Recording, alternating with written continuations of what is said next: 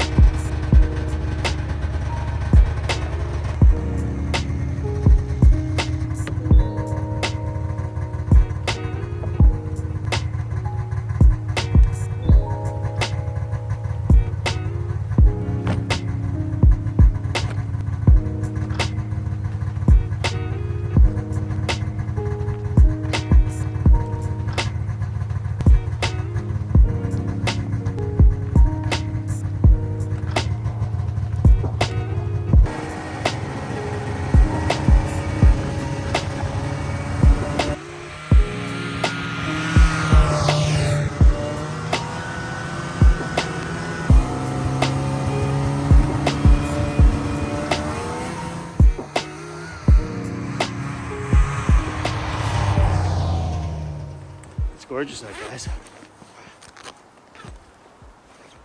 Okay, so I got about an hour and 15. Snow is starting to come down, but that's fine. So this is where I'm gonna set up my shack right here. It's not too far in, maybe a kilometer and a half at most. And I'll show you what I'm looking at. So what I'm thinking is set the shack right here. Those are my tracks from yesterday. And then I can set up a bait pile way down there. About maybe 100, 120 yards. Last year I shot my wolf at 152, so I think this should be fine too with more cover.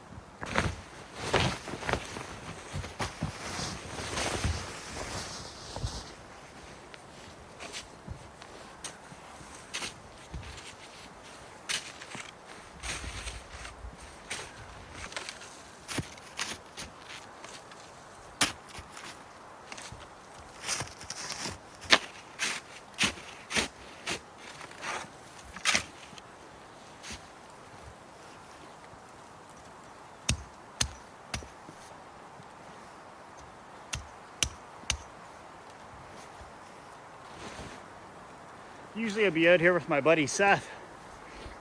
Last time we were in the woods, we left this behind. Thanks, buddy, it's coming in handy.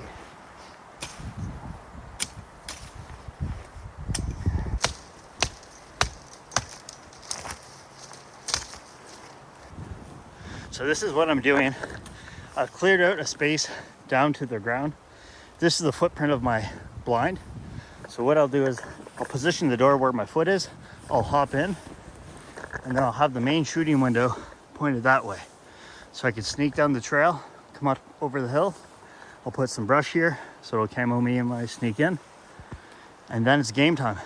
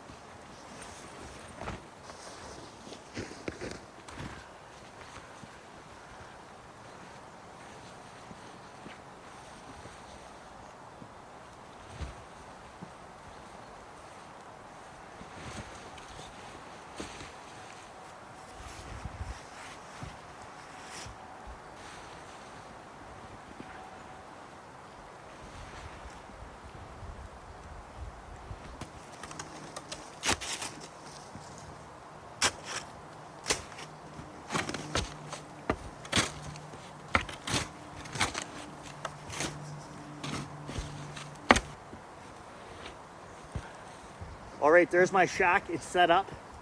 I've sank a few anchors into each corner just to keep it from lifting up from the wind. Mind you, I'm gonna insulate it with snow and pack it pretty tight. I still have a few anchors on each wall that I've connected straps to keep it expanded. So when I have a high westerly wind, it doesn't collapse the wall. These are just pop-ups, mind you, and they're temporary. So I'll leave it here, and then once my hunt is done, I'll come and collect it. But while it's up, I don't want it to collapse. The roof will collapse if we get a heavy snowfall, but usually I'm out here anyways after a snowfall to either bait or to hunt fresh sign. All depends on what the conditions are like. So all I'm gonna do now is start to bring my gear inside. I'll set it up, and then I'll insulate the perimeter of the shack, and then we'll call it a day. For my mats this year, I'm just using foam mats. I use these in my ice camping video from last year. If you're interested to see how they perform, check out that video. These are just simply from Walmart or Costco. I forget where I got them. They're just 1/2 inch and they're fairly large. I put them on the ground. This is super helpful if you're trying to stay not only dry but warm. Last year, I struggled a little bit more with neuropathy than I do this year, just being out of chemo. And cold feet are the death of me. Same with my fingers, but I'm moving pretty good, so my hands are pretty warm right now. So if I could use any type of, let's say, artificial insulator to keep myself warmer in the shack, I'm gonna do it. Plus, it's also a lot quieter with this as well, compared to, let's say, having slush or ice, that really fresh, let's say, frost anyways, when you come into the shack, you're still never gonna avoid it. But with the buddy heater, hopefully this keeps things a lot warmer and drier. So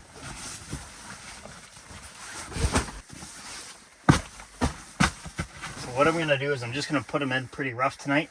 I can adjust it tomorrow when I have more daylight. I just wanna make sure I'm out of here before dark if I can. So that makes things a lot easier when you're working outdoors.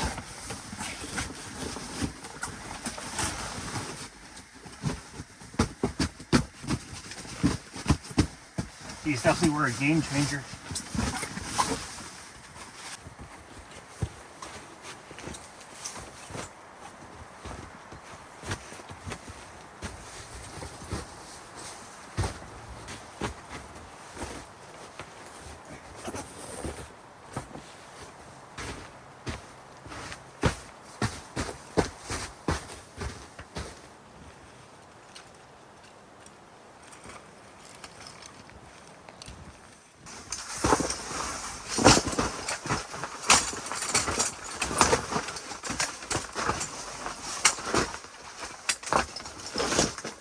Alright, so I got, alright. What I gotta do is tuck in.